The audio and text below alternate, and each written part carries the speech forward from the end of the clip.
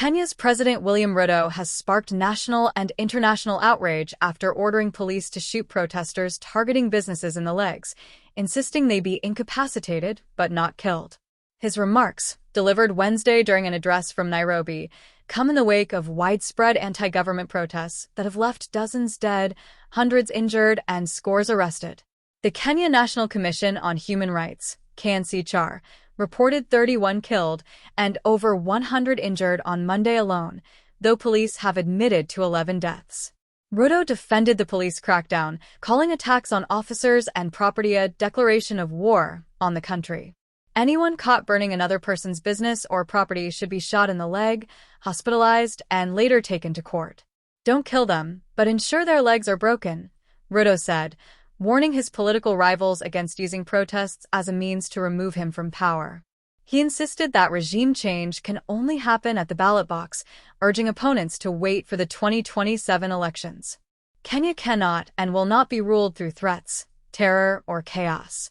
Not under my watch, he added, accusing his critics of impatience and stoking ethnic division.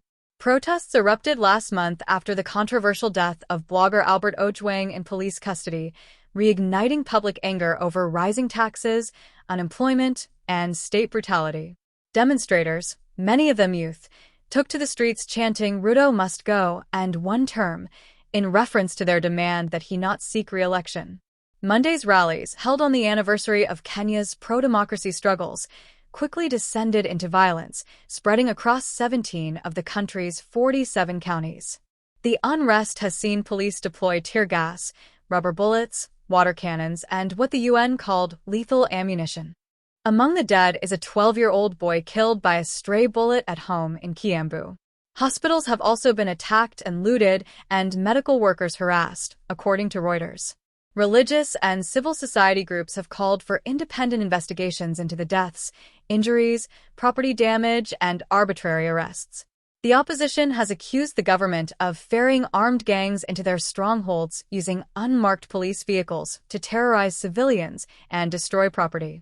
In a fiery joint statement, they urged Kenyans to boycott businesses tied to Ruto's administration, branding his regime hostile and vowing to resist until change comes. "We will not rest. We will not retreat. We will not surrender," they declared. International actors, including the UN, have condemned the heavy-handed response. "Lethal force must never be used to disperse protests," said Ravina Shamdasani of the UN Human Rights Office, warning of a dangerous slide toward authoritarianism. Kenya's Chief Justice, Martha Koome, also cautioned that the rising violence threatens the country's democratic fabric. Ruto, however, stood firm, blaming his critics for exploiting old grievances and dismissing accusations of brutality. He said his administration was the first to take concrete steps to address youth unemployment, but questioned why past regimes escaped similar scrutiny.